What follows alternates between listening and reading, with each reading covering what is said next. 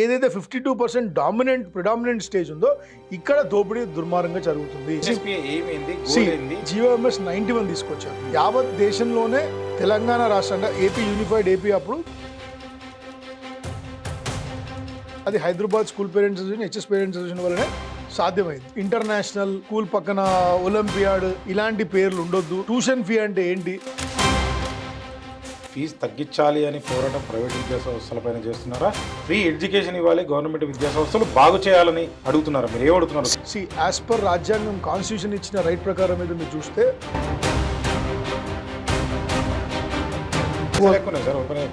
మరి అంతే.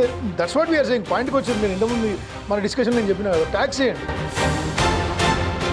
సో ఇక్కడ ఎక్కడైనా సరే విద్య అనేది వ్యాపారం, అది చేయొద్దు అని చట్టం చెప్పు. ఇప్పుడు ఇది లీగలా ఇల్లీగలా మీరు చెప్పాలి. నేనే అడుగుతున్నాను. నేను అందుకే మిమ్మల్ని నేను క్వశ్చన్ అడుగుతాను. మీరు చెప్పినట్టు ఖచ్చితంగా అది చట్టంలో కనుకుంటే it is illegal practice. So that does answer మీరే చెప్పారు. It's illegal practice. ఈ ఇల్లీగల్ ప్రాక్టీస్ ఎవరు కొమ్ము కాస్తున్నారు? ఈ ఇల్లీగల్ ప్రాక్టీస్ని ఎవరు సపోర్ట్ చేస్తున్నారు? పాలమ్మినా, పూలమ్మినా, కట్టెలమ్మినా, కాలేజ్ పెట్టినా, స్కూల్ పెట్టినా, యూనివర్సిటీ పెట్టినా అనే నాయకులు, అనే ప్రభుత్వ పెద్దలు లేదా పార్టీలకు ఫండ్స్ ఇచ్చేటోళ్ళు వీళ్ళందరూ కొమ్ము కాస్తున్నారు. కాబట్టి ఈ రోజు 1,00,000 కోట్లు 2016-17లో మేము చేసిన సర్వే ప్రకారం 1,00,000 కోట్ల బిజినెస్ తెలుగు రాష్ట్రాల్లో నేను చెప్తున్నా. చైతన్య, నారాయణ, రవీంద్ర భారతి, ఆఖరికి వీళ్ళు మొత్తం